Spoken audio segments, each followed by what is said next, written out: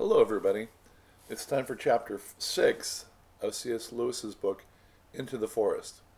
But before we start the reading of the book, a couple of things about the author, C.S. Lewis, you might find interesting. First of all, that he wrote about some children that were sent to a professor's house during World War II in the 1940s. Interesting enough, C.S. Lewis was a professor at Oxford University, one of the most well-known and famous and oldest universities in the world. He actually had 3 children sent to his house to live with him from London during World War II, just very similarly in the story.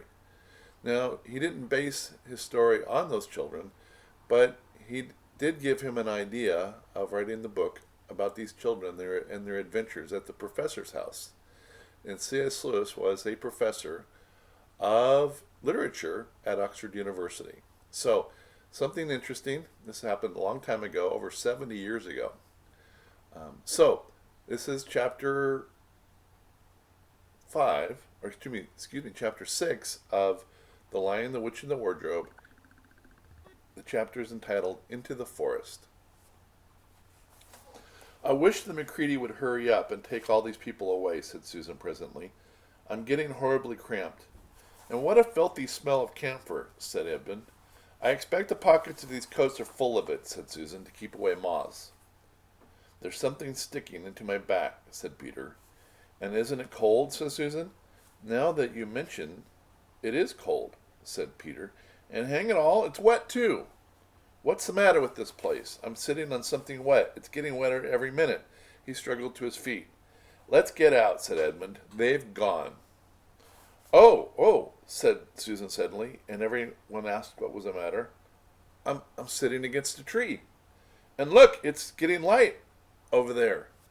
"By Jove, you're right," said Peter. "And look there and there, it's trees all around.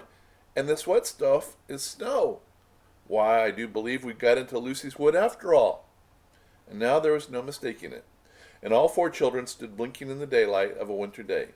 Behind them were coats hanging on the pegs. In front of them were snow-covered trees. Peter turned at once to Lucy. "I apologize for not believing you," he said. "I'm sorry. Will you shake hands?" "Of course," said Lucy, and he did. "And now," said Susan, "what do we do next?" "Do?" said Peter. "Why, go and explore the wood, of course." "Ah," said Susan, stamping her feet, "it's pretty cold. What about putting on some of these coats?" "They're not ours," said Peter doubtfully. "I'm sure nobody would mind. It isn't as if we wanted to take them out of the house. We shan't even take them out of the wardrobe." "I never thought of that, Sue," said Peter. "Of course, now you put it that way, I see. No one would say you had bagged a coat as long as you leave it in the wardrobe where you found it. And I suppose this whole country is in the wardrobe." They immediately carried out Susan's very sensible plan. The coats were rather too big for them, so that they came down to their heels and looked more like royal robes than coats when they had put them on. But they all felt a good deal warmer, and each thought the others looked better in their new get-ups and more suitable to the landscape. "We can pretend we're Arctic explorers," said Susan, or Lucy. "This is going to be exciting enough without pretending," said Peter, as he began leading the way forward into the forest. There were heavy, darkish clouds overhead, and it looked as if there might be more snow before night. "I say," began Edmund presently, "oughtn't we to be bearing a bit more to the left, that is, if we're aiming for the lamppost?" He had forgotten for the moment that he must pretend never to have been in the wood before. The moment the words were out of his mouth, he realized he had given himself away. Everyone stopped. Everyone stared at him. Peter whistled. "So you really were here. That time Lou said she met you in here, and you made out she was telling lies." There was a dead silence. "Well, of all the poisonous little beasts," said Peter, and shrugged his shoulders and said no more. There seemed, indeed, no more to say, and presently the 4 resumed their journey. But Edmund was saying to himself, "I'll pay you all out for this, you pack of stuck-up, self-satisfied prigs. It's interesting, taking a little break from the story, how when we do something wrong and we get caught, instead of owning up to it and apologizing, we try to make out someone else's fault. I don't think that's something we should do. I think if we get caught doing something wrong It's always better to own up for it right then and there. People will forgive and forget. But if we continue to make out the story or make it out as somebody else's fault, they won't forget that. Anyway, back to the story. Where are we going anyway, Susan? Chiefly for the sake of changing the subject. I think Lou ought to be the leader, said Peter. Goodness knows she deserves it. Where will you take us, Lou? What about going to see Mr. Tumnus, said Lucy. He's the nice fawn I told you about. Everyone agreed to this, and off they went, walking briskly and stamping their feet. Lucy proved a good leader. At first, she wondered whether she would be able to find the way, but she recognized an odd-looking tree in one place, and a stump in another, and brought them on to where the ground became uneven, and into the little valley, and at last to the very door of Mr. Tumnus's cave. But there was a terrible surprise awaiting them. The door had been wrenched off its hinges and broken to bits. Inside, the cave was dark and cold, and had the damp feel and smell of a place that had not been lived in for many days.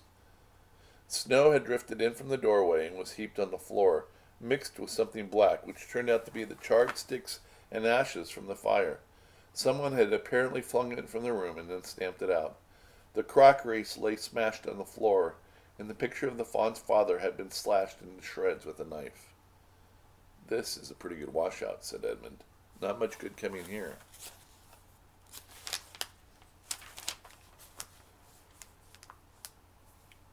What is this? Said Peter, stooping down.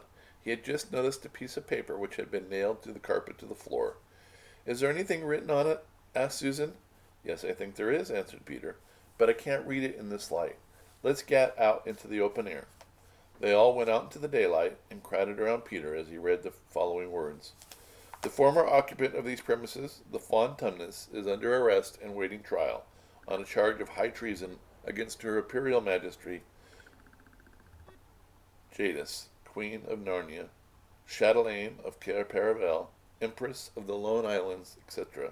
Also of comforting her said Majesty's enemies, harboring spies, and fraternizing with humans. Signed, Maugrim, Captain of the Secret Police. Long live the Queen, the message said. Here's a picture of the cave, if you can make it out, where Tumnus lived and where it had been broken down.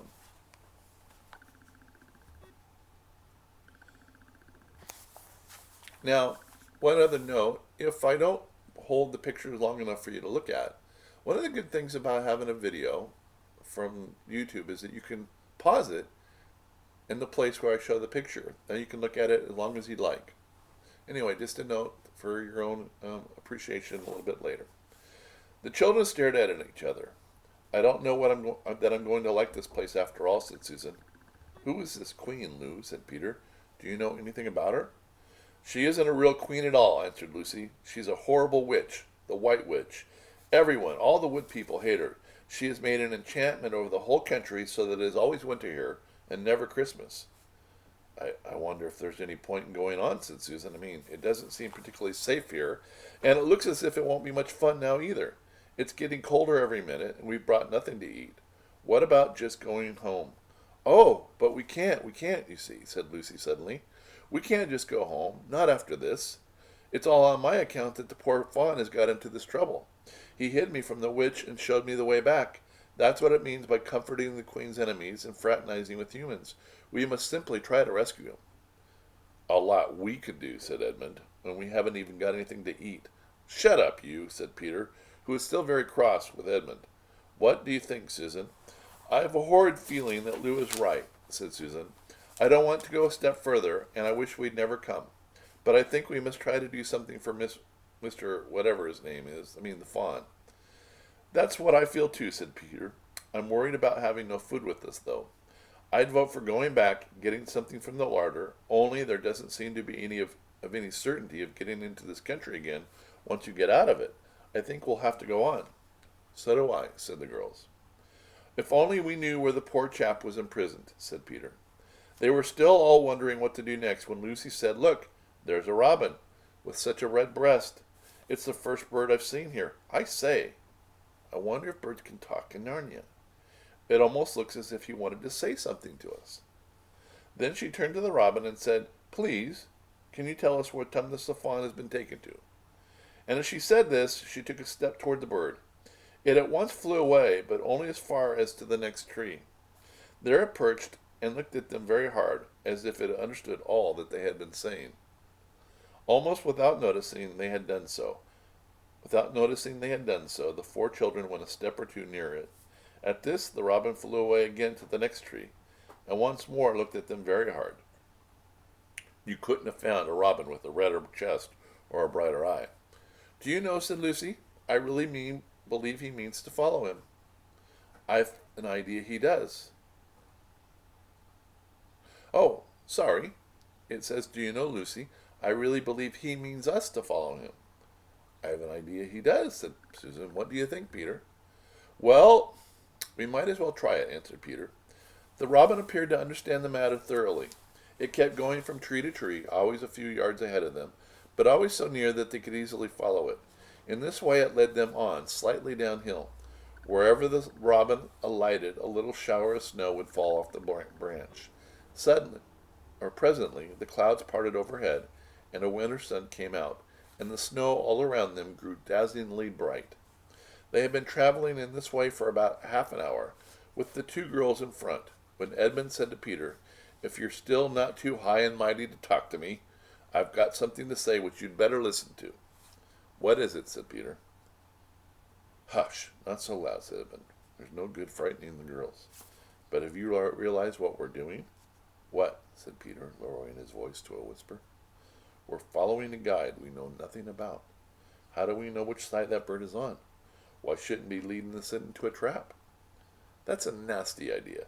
Still, a robin, you know. They're good birds in all the stories I've read. I'm sure a robin wouldn't be on the wrong side. If it comes to that, which is the right side? How do we know that the fawns are in the right, and the queen, yes, I know we've been told she's a witch, is in the wrong? We don't know anything really about her." "The fawn saved Lucy." "He said he did. But how do we know? And there's another thing, too. Has anyone the least idea of the way to get home from here?" "Great Scott," said Peter. "I hadn't thought of that. And no chance of dinner, either." Well, that's the end of Chapter 5, or Chapter 6, Into the Woods. Next time is Chapter 7, A Day with the Beavers. I hope you're enjoying our story.